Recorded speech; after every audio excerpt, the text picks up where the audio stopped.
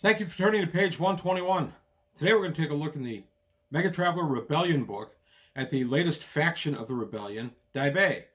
That's a sector kind of toward the Salamani Rim, Aslan, Hyrule kind of area. And we're going to take a look at what these folks were up to during the rebellion after Strephon was assassinated, see the air quotes, and what happened after that when Lucan took over as his heir.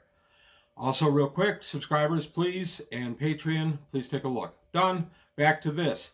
So just another look at one more faction of the rebellion today on page 121. Going to the always fun Rebellion sourcebook. We're going to page 64. We're going to take a look at Daibei. I realize Daibei can be pronounced a few different ways. I'm going to be calling it Daibei. If you pronounce it some other way, that's fine. Daibei sector has one of many settled sectors long ago. One of many sectors settled long ago by the Villani as they created their first imperium. Under the Villani, it was basically a backwater.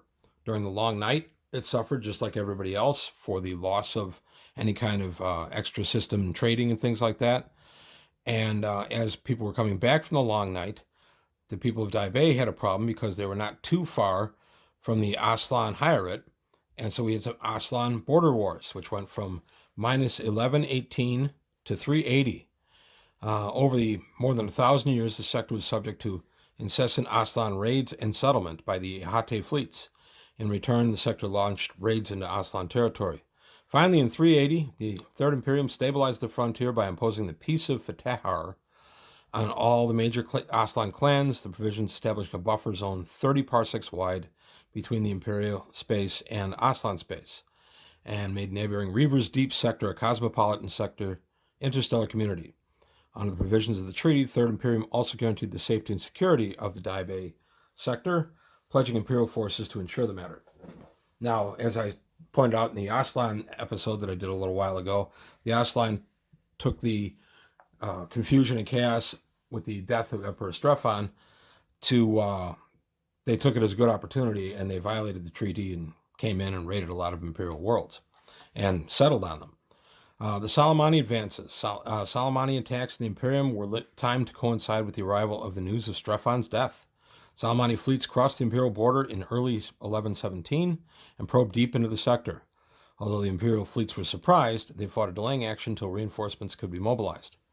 In a surprise turn, the Imperial 285th and 111th fleets ambushed three Salamani fleets as they entered the Kanj system, driving toward Depot Daibei.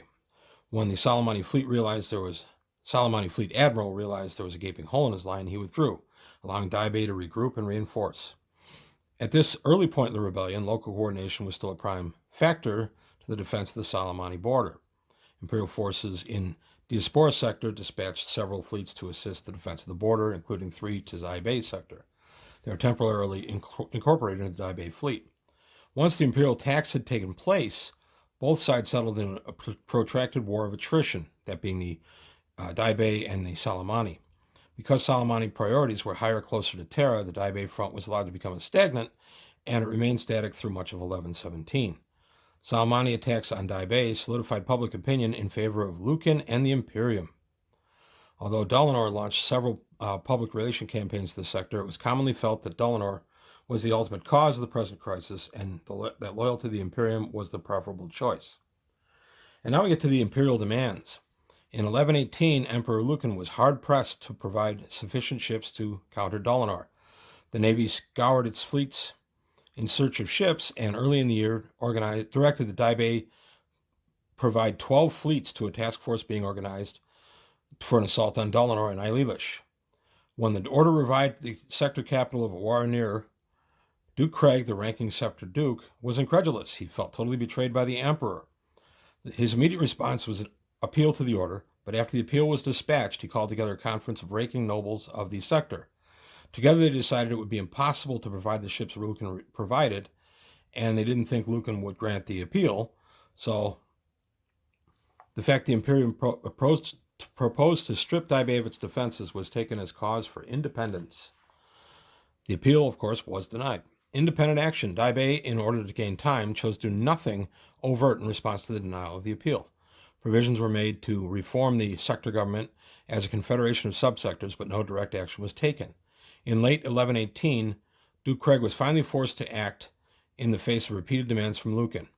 The independent Federation of Daibei was then announced on 289-1118.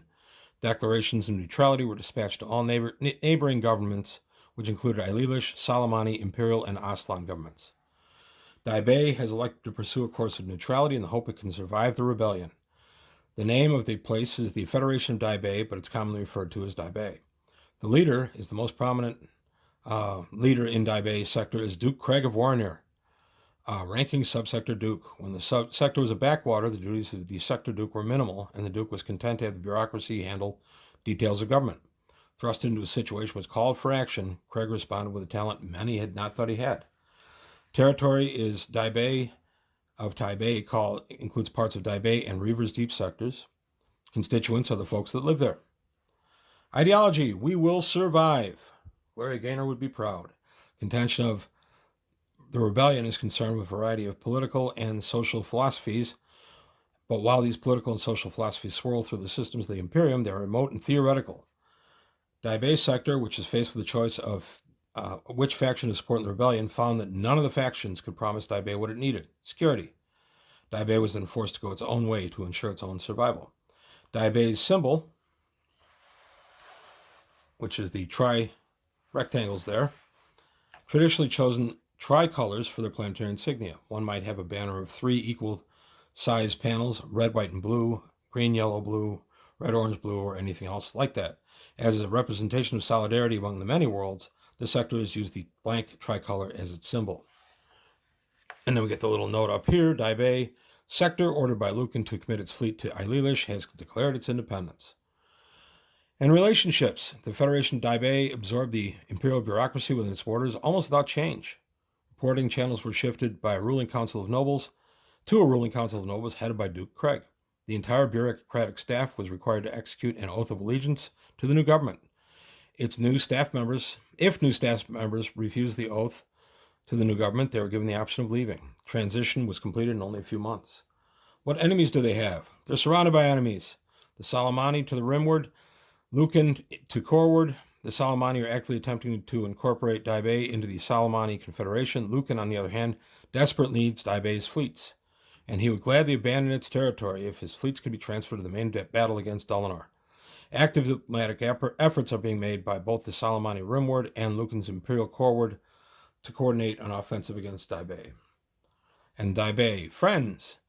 Daibei has found that the enemy of its enemies becomes its friends. Dulinor is resigned to the fact that Daibei will not actively support him with its fleets, but he knows that even a neutral Daibei keeps fleets out of Lucan's hands and protects his flank from the Salamani.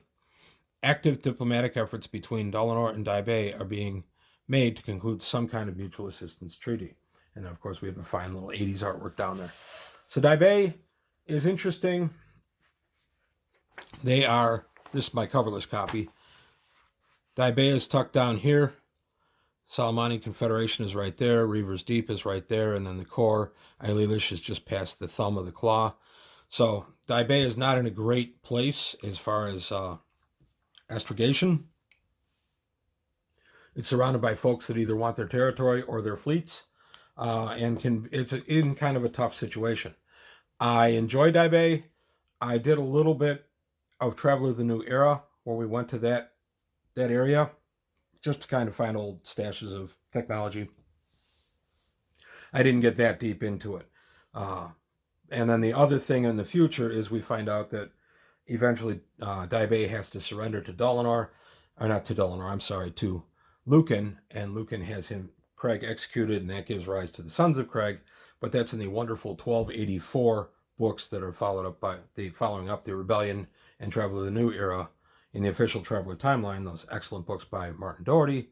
I took a look at 1284 several months ago on the channel, so you can go ahead and find that one and take a look at it. It tells us some of what happened to everybody who was involved in the Rebellion/New Era. But that's all I've got to say today on page 121. I want to thank you for your time. Thanks for watching, and I'll see you next time.